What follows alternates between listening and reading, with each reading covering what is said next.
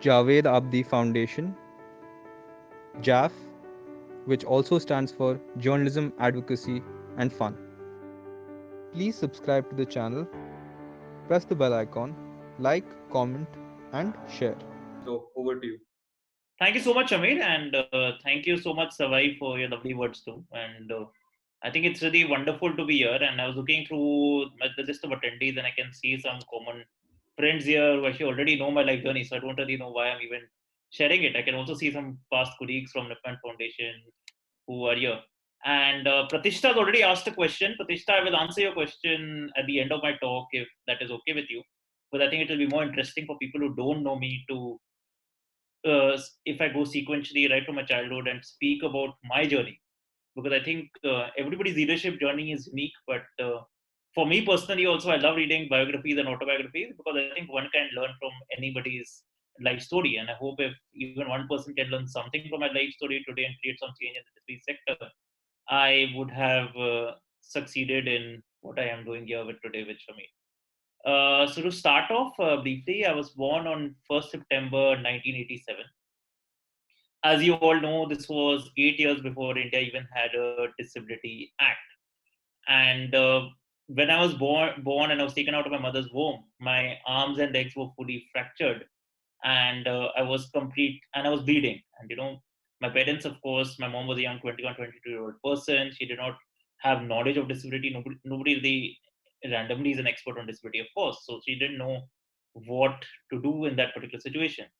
मैं थोड़ा हिंदी में बताऊंगा दैट आई वाज मैं 1 सितंबर 1987 को पैदा हुआ था एंड ये इंडिया के डिसेबिलिटी लॉ के आने से भी पहले 8 साल पहले की बात है तो कोई लीगल पहचान नहीं थी इंडिया में विकलांगता की और जब मैं पैदा हुआ मेरे हाथ और पैर फ्रैक्चर थे और मेरे हाथ पैर से खून निकल रहा था तो मेरी माँ को भी नहीं पता था कि उस स्थिति में क्या करें और कैसे इस सिचुएशन को झेला जाए और क्या आगे किया जाए तो तब मेरी माँ ने क्या किया दैट शी डिसाइडेड कि मैं डॉक्टर्स के पास जाती हूँ and let's take opinion of medical doctors medical experts जो थोड़ा एडवाइस दे पाए this was an era before Google of course आजकल तो कोई भी जाके इंटरनेट पे सर्च कर सकता है अगर कोई डिसेबिलिटी किसी की चाइल्ड की होगी क्या क्या डिसेबिलिटी है इससे क्या प्रॉब्लम्स आएंगी etcetera but there was a big knowledge gap at that particular time point of time so my mother went to various doctors, and unfortunately, क्या हुआ कि a lot of doctors gave her a very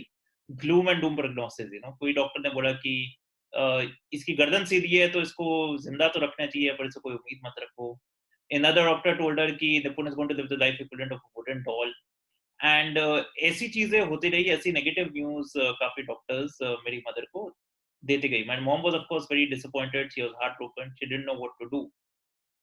but मेरी life में turning point तब आया when I was around 1 year old. One doctor told my mother that nipple will never deprive you of the joys of motherhood. मतलब आपको जो माँ बनने का मजा है वो उतना ही आएगा अगर आपको बच्चा अब डिसेबल्ड भी हो. So don't completely loose heart in that sense. And I think उसी दिन मेरी मॉम ने अपना मिशन बना दिया अपनी लाइफ में कि वो मुझे कंप्लीटली इंडिपेंडेंट और नॉर्मल लाइफ दे. मतलब ये करने से बोलना ज्यादा आसान होता है करना मुश्किल होता है because society of course still has a lot of challenges and lack of acceptance for persons with disabilities in that sense. जब तक मैं 4-5 साल का टाइम हुआ it was time to send me to school. अब तब जैसे अब 1995 एक्ट के बाद तो 3% कोटा आ गया था पर्सन विद डिसेबिलिटीज का. आई थिंक यहाँ पे ज्यादातर लोग यंगर हैं who had the privilege of at least that quota. But उस टाइम पे कोई डिसेबिलिटी कोटा भी नहीं होता था स्कूल में. So my mother started applying to a lot of mainstream schools. And सब स्कूल यही बोलते थे कि हमें एक रिस्पॉन्सिबिलिटी या हेडेक नहीं चाहिए एक पर्सन विद डिसेबिलिटी की. बेटर है अपने को कोई स्पेशल स्कूल ही डाल दो डिसेबल्ड के लिए. बट मेरी मदर का कहना यही था कि eventually Nipun has to face the normal challenges in life and he can not be protected from life in the end. तो अभी क्यों प्रोटेक्ट करें by sending him to a special school for persons with disabilities. And I think ये एक बहुत अच्छा decision था because I think that prepared me for life later because I think for any person with a disability, mere mutabik, and I think I would give this advice to everybody who is here also, learning the social skills on how to interact with fellow able-bodied citizens is very important, because I think मैं काफी देखता हूँ आजकल भी person with disability में challenge होता है कि काफी स्कूलों में भी कॉलेजों में भी पर्सन विद डिसेबिलिटीज आपस में इंटरेक्ट करते हैं और आपस में अ, रह जाते हैं, बाकी सोसाइटी के साथ बात नहीं करते, और आई थिंक उनको बहुत चैलेंजेस होती हैं later when they apply for jobs etcetera, because they don't have the confidence to have of having interacted with people from the able-bodied world in that sense. So I'm not generalizing, ये सबकी problem नहीं है, but काफी लोगों में ये मैंने problem देखी है। मेरे केस में तो मेरे पास चॉइस नहीं थी, because I went to such a school जहाँ पे I was the only disabled person, because काफी स्कूल ने मुझे रिजेक्ट किया। Finally there was this one school that accepted me because they judged me for my abilities and not my disabilities in that sense. ये 91-92 की बात थी। उसके बाद मेरी स्कूल लाइफ शुरू हुई। स्कूल लाइफ ऑफ कोर्स मेरे लिए ईज़ी नहीं थी, बिकॉज़ स्कूल में स्टूडेंट्स जानते नहीं थे कि एक पर्सन विद डिसेबिलिटी के साथ कैसे इंटरैक्ट किया जाए। उसके अलावा मेरी लाइफ और भी ज़्यादा वर्स्ट थी, बिकॉज़ आई थिंक टीचर्स के पास भी कोई ज़्यादा अ,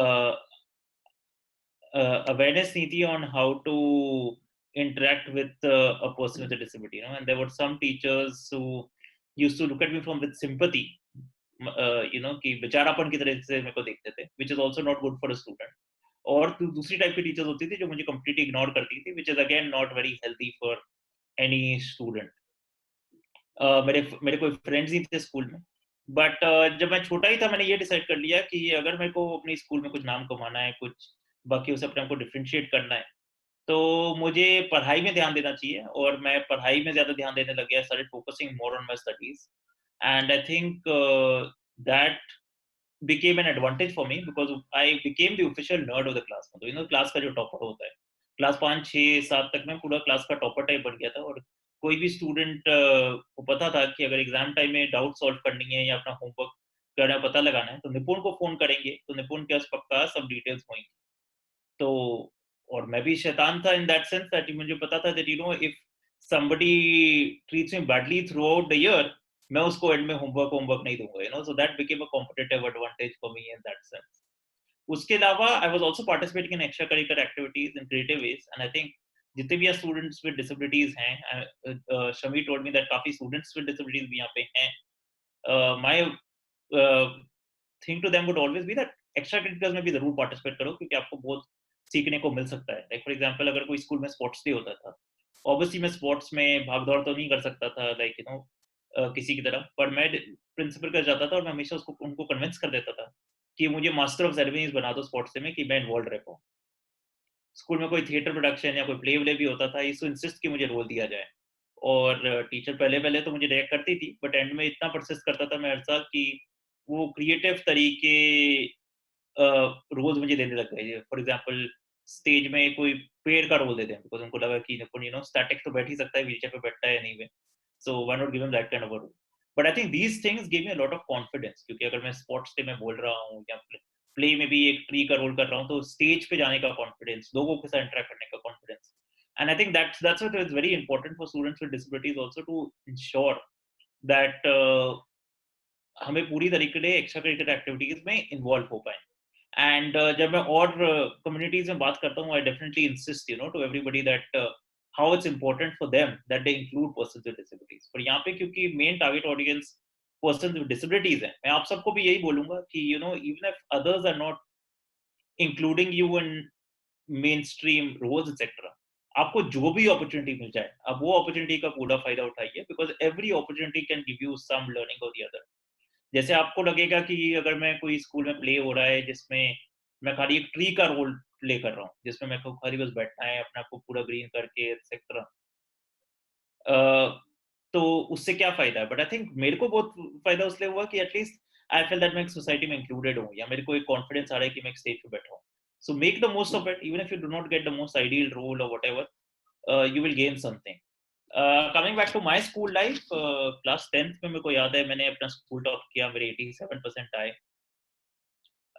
और तब काफ़ी न्यूज़पेपर्स ने मुझे कवर किया, एंड मुझे अभी भी याद है मैंने अपने पेरेंट्स को उस दिन बोला था कि 12th में मैं न्यूज़पेपर में नहीं आऊँगा, पर मैं न्यूज़पेपर के फ्रंट पेज पे आऊँगा। और मेरे पेरेंट्स को तो लगेगा कि निपुण ने अपने जोश में बोल दिया क्योंकि 10th में वो स्कूल टॉप कर रहा है, बट एक्चुअली 12th में वही हुआ कि मैंने अपनी कंट्री टॉप की, बिजनेस स्टडीज में score 98 marks, and I actually came on the front pages of newspapers. This was in the year 2005। JAF is a youth led initiative. We deeply appreciate the support of all our interns and volunteers. Thank you. You can follow us on Facebook at Javed Abdi Foundation, and you can tweet us at Rishad Shamir.